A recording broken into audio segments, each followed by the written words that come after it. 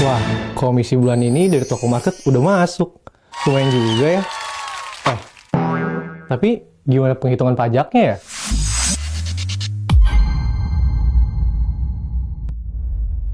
Seorang karyawan bisa saja menjadi afiliator, yaitu pihak yang promosikan produk atau kegiatan usaha dari online marketplace melalui media sosial, website, blog, dan lain-lain. Selain menerima penghasilan sebagai karyawan, afiliator juga menerima fee dari marketplace-nya. Penghasilan yang diterima sebagai karyawan telah dipotong PPh oleh pemberi kerja. Demikian juga penghasilan sebagai afiliator yang telah dipotong PPh dari marketplace yang memberikan fee. PPh yang sudah dipotong oleh pemberi kerja dan marketplace hanya merupakan perkiraan besar PPh terutang pada akhir tahun dan bisa digunakan sebagai pengurang atau kredit pajak sehingga akan memperkecil PPh terutang pada akhir tahun pajak. Namun, kita tetap harus menghitung seluruh penghasilan yang diterima dalam 1 tahun pajak untuk menghitung besarnya PPh terutang. Nah, jika terdapat kekurangan pembayaran pajak, kekurangan PPh tersebut harus kita bayar sendiri sebelum melaporkan SPT tahunan PPh. Biar lebih jelas, yuk kita simulasikan cara menghitungnya dengan contoh berikut. Rahmat, karyawan PT Cempaka, belum menikah, memiliki penghasilan sebagai afiliator dari toko market.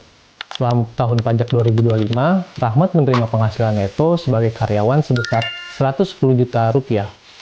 Penghasilan tersebut telah dipotong PPh pasal 21 dari pemberi kerja sebesar Rp2,8 juta.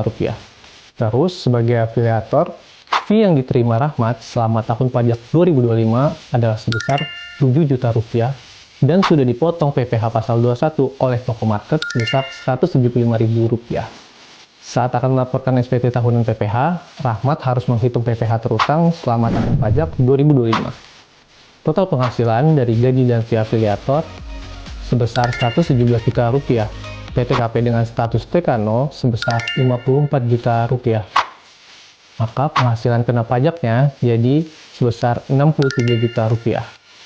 PPh terutang dihitung dengan menggunakan tarif PPh orang pribadi, yaitu 60 jutanya dikalikan 5% sehingga menghasilkan Rp3 juta.